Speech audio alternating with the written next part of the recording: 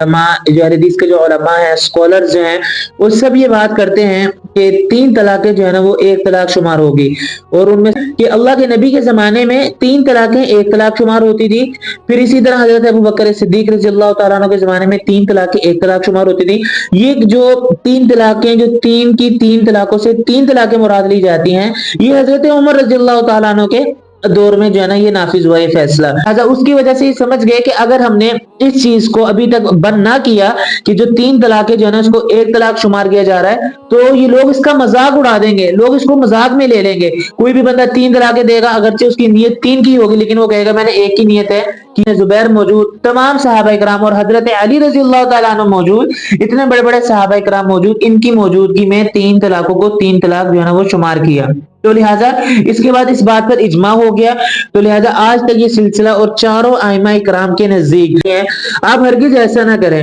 کیونکہ حضرت عمر رضی اللہ تعالیٰ عنہ کا جو فیصلہ ہے وہ ظاہر سی بات ہے وہ غلط نہیں ہو سکتا۔ السلام علیکم ورحمۃ اللہ وبرکاتہ۔ امید ہے کہ آپ سب خیر و عافیت سے ہوں گے۔ ایک دفعہ پھر آپ کا دوست، آپ کا بھائی محمد موسیٰ آپ کی خدمت میں حاضر ہے، اور آج کا جو ہمارا ٹاپک ہے یہ بہت زیادہ امپورٹنٹ ٹاپک ہے، اور اس کا جو تعلق ہے یہ میاں بیوی کا جو رشتہ ہے اس سے اس کا تعلق ہے۔ آپ کو جس طرح معلوم ہے کہ جس طرح اللہ رب العزت نے ہمیں نکاح کا راستہ بتایا، اور آپ صلی اللہ علیہ وسلم کی حدیث میں ہمیں نکاح کا راستہ بتایا گیا کہ کسی اجنبی کو آپ اپنے لیے محرم کیسے بنایا جائے،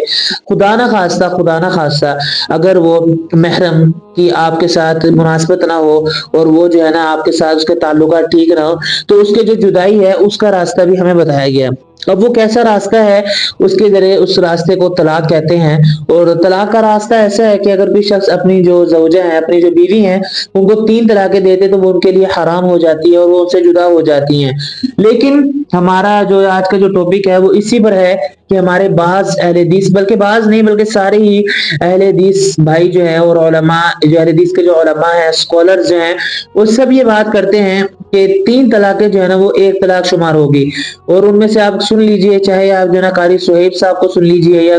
ڈاکٹر فرحت ہاشمی صاحبہ کو سن لیجئے، سب کے نزدیک جو ہے نا یہ بات ہے کہ وہ فرماتے ہیں کہ 3 طلاقیں وہ 1 طلاق شمار ہوگی۔ تو آج ہم اس ٹاپک پر گفتگو کرنے والے ہیں اور بتانے لگے ہیں کہ حقیقت کیا ہے، آیا کہ 3 طلاقیں 1 طلاق شمار ہوگی یا 3 طلاقیں 3 طلاقیں شمار ہوگی۔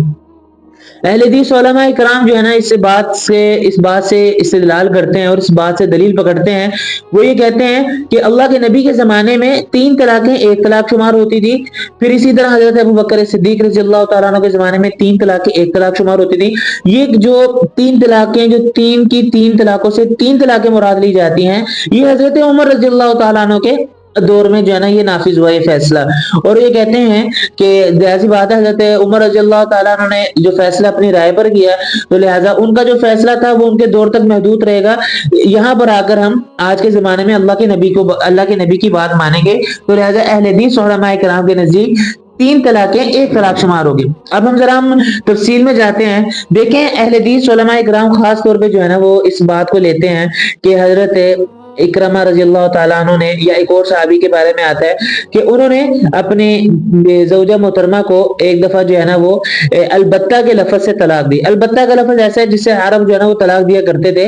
تو آپ صلی اللہ علیہ وسلم نے کے پاس تشریف لائے، اور یہ ایسا لفظ تھا کہ اس کے ذریعے 3 طلاقیں مراد لی جاتی تھی۔ یہ آپ صلی اللہ علیہ وسلم کے بعد جو ہے نا وہ تشریف لائے، پھر انہوں نے آپ صلی اللہ علیہ وسلم سے گزارش کی کہ اے اللہ کے نبی، میں نے تو 1 طلاق مراد لی تھی۔ تو پھر انہوں نے قسم اٹھائی، تو اللہ کے نبی نے ارشاد فرمایا ٹھیک ہے، تم نے 1 ہی طلاق دی ہے۔ یہ ایک واقعہ مل جاتا ہے۔ اور دوسری بات یہ کہ اہل حدیث علماء کرام بھی کہتے ہیں کہ جو کیا کہتے ہیں آپ صلی اللہ علیہ وسلم کے زمانے میں جو 3 طلاقیں دی جاتی تھی، اس میں جو ہے نا پہلے لفظ سے، پہلے طلاق کے لفظ سے طلاق مراد لی جاتی تھی۔ اگلے جو 2 جملے ہوتے تھے، آگے جو 2 طلاقیں دی جاتی تھی، اس سے طلاق تاکیداً مراد لی جاتی تھی، حقیقتاً نہیں لی جاتی تھی۔